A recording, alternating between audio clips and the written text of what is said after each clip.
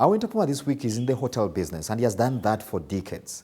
We're picking his mind on how he has been able to stay in the game this long. Around 2005, Ginger started taking off with tourism.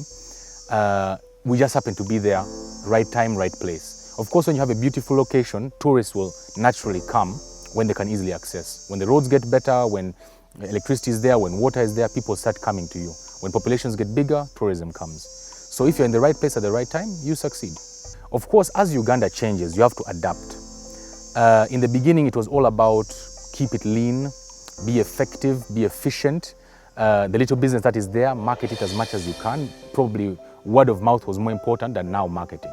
When times change, televisions develop, Ugandans get more money, you have to switch towards Ugandans. Actually, one of the first things my father consulted on the market was, what do we do now? We switched more towards Ugandan middle class. That's what we targeted. That went well until COVID hit. When COVID hits, you have to adapt. You have to always see what is the market, what are the restrictions. There are three main things that really business relies on. The laws. When laws change, you have to adapt. When the market changes, you have to adapt. But most importantly, when technology changes, you have to adapt.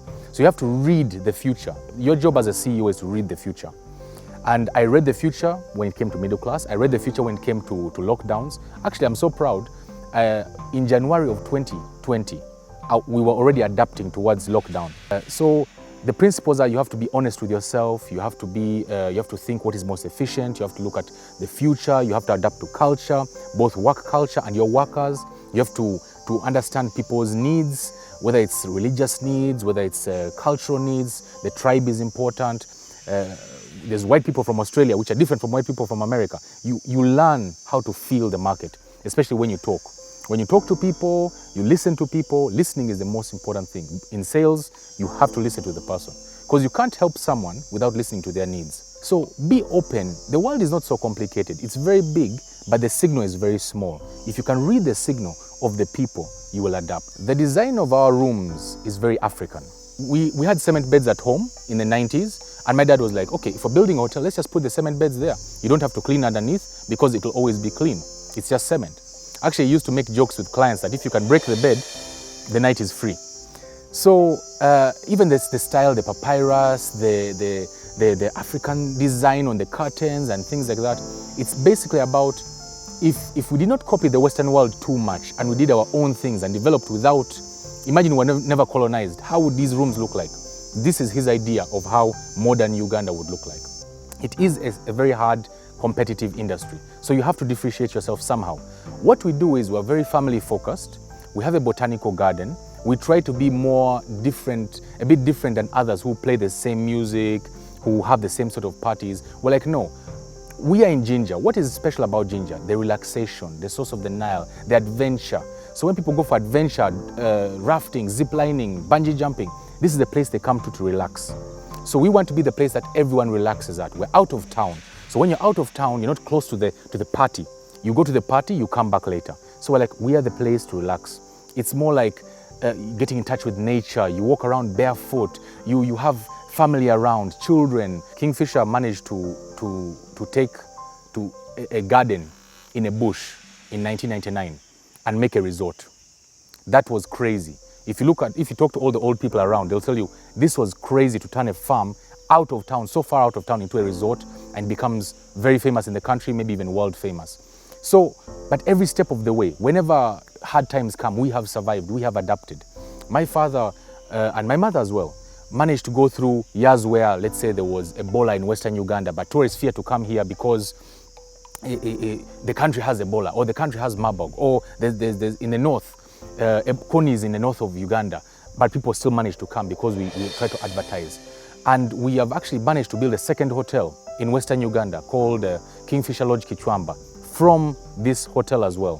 So being able to grow something by yourself just by taking loans and building it, then taking profits from here and building another hotel is very hard in this country. And they managed to do that in 2004. Hard times come. My personal best is surviving COVID. Surviving COVID without any outside help. Managing to say, okay, our industry is now dead like this. What do we do? Let's do this, let's do this. To me, it's still a miracle that we're still here. that we managed to get over that. And now the economy is also very bad in Uganda right now. There's war in Israel, there's war in Ukraine, it's threatening the world. Food prices are going up, oil prices are going up. There's a lot of madness in America. And we're still in the middle of surviving weird times. And I don't know if we shall survive, but when you have that attitude of like, I'm going to try my best, I'm going to try to be as smart as possible, I'm going to just see what I can do. I don't think it's a failure to go down. I think it's a failure not to try your best and think outside the box. Now, besides money and other factors of production as we know them, the health of an entrepreneur is a critical element or component of the success of one's business.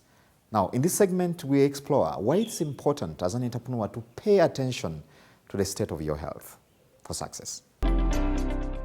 Business by nature is extremely intensive. It is very fast and it requires a lot of energy, both physical and mental energy. Because of the extreme competition, there is high probability that you are taken up into working so hard, making sure the business is healthy, making sure you're so competitive, making sure the business is very outstanding. And then in the same process, you forget about yourself. And yet, in a real sense, it's supposed to be a balance. Life is about a balance.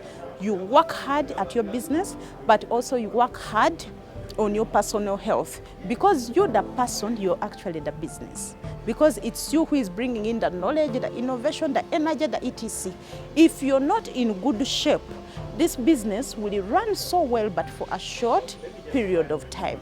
I'll give you an example. There are many people who leave their home, they go and sit in their businesses, they work the whole day and leave at night. And at the end of the day, they do not have anything like sun exposure. And with the time, they start showing symptoms of vitamin D deficiency. When your levels of vitamin D deficiency vitamin D levels go down. So it will take you a long time to start noticing that the vitamins have gone down. And before you know it, the body is breaking down. The right way is have time for work and then have time for yourself, what they call self-care. Have time to do exercise. It may not be going to the gym, however much I still advise it so much. I've seen people who wake up very early morning, they go and work. And evening, they are in the football pitch. They are doing their exercise. Walk. People totally do not walk. They drive to work, they sit, and then before you know it, the body is complaining. The body is going so wrong. You're developing diabetes. Walk. And then you're supposed to have fun so that you do not develop mental disorders. You are supposed to sleep. People are not sleeping. Not sleeping is an extremely bad thing. You are supposed to sleep at the right time and wake up at the right time. In our tech segment this week, we are trying to find out what African governments, including Uganda, can do to make the best of its young people that have invested in this area, the ICT area. Of course, looking at matters regulatory, but also the market. So this year, for Moonshot, we invited dignitaries from across about 10 countries to join us. And those were governments, from across Africa and across the world to be a part of Moonshot. And so the thinking is that they can come, they'll discuss with the ecosystem within formats like the round table, but there are also panels and lots of opportunities to socialize and for the ecosystem to explain, here are challenges, and for governments to explain, here's how it is that we see moving things forward, and find meaningful solutions and meaningful ways to engage. And so we're quite pleased with the attendance this year and sort of the growth of those sessions. And next year, we're looking forward to having more larger and more meaningful sort of engagement between the private sector and government as part of our Moonshot conversations. And I think what's really important to mention here is, as a showcase for governments to attend, it's great for them to see all the elements of the ecosystem where activity is happening. They get to meet some of the most innovative companies across technology. So whether that's payments or commerce or health tech or ed tech, they get the opportunity to come and see who's doing really, really interesting work. For Moonshots this year, our headline sponsor was a company called Sabi, which is really doing a lot of impressive work in digitizing commerce across the continent.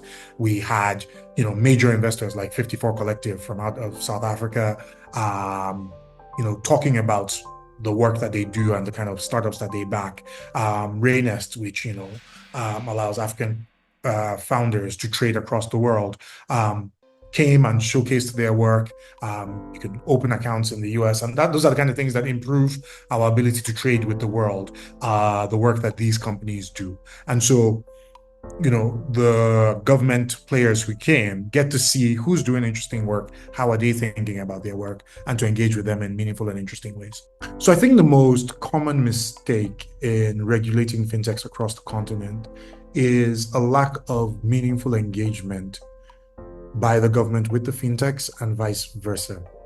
And so there is a bit of a regulating at a remove, particularly of the most innovative and disruptive of these startups. So I think as fintechs get more established, they establish their relationships with government, and the government has a deeper understanding of what it is that they're doing. So that then becomes a bit easier from a regulatory perspective. But early in the innovation cycle, you tend to see fintechs growing really quickly, doing interesting things on the edges. And the fintechs resist engagement with the government, and government resists engagement with the fintechs. And so what you then see are sort of a series of regulatory actions in most countries that are a bit abrupt, that aim to cut off something that the regulator thinks, does not work or does not make sense, without a real deep understanding of what that innovation is or how it affects the market, or, what the value might be to the market. And so we believe that there needs to be deeper engagement between regulators and innovators, so that we're not cutting off investor or cutting off investment interest, so that we're not dissuading innovation across the continent. And so we believe that greater engagement between the ecosystem and governments is really, really critical. So I mentioned that one of the key things that we did at Moonshot was we launched, this was specific to Nigeria, a think tank slash government engagement group for Nigeria's tech ecosystem called the Tech Ecosystem Alliance. And the goal there is to create a body that can engage with the government on behalf of young and upcoming startups, as well as more established ones in spaces like fintech or commerce, but entirely across the tech ecosystem. I think fintech obviously is a big regulatory area, as your question implies, because that's where we're seeing the biggest movements and the biggest impact at the moment. And so what's critical is to improve that engagement.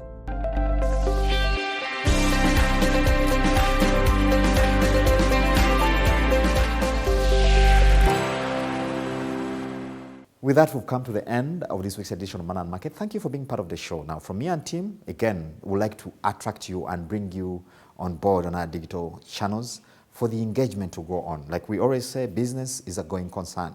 So let's keep the comments, questions, and suggestions coming on our digital platforms as we aspire to make your business better and the economy better.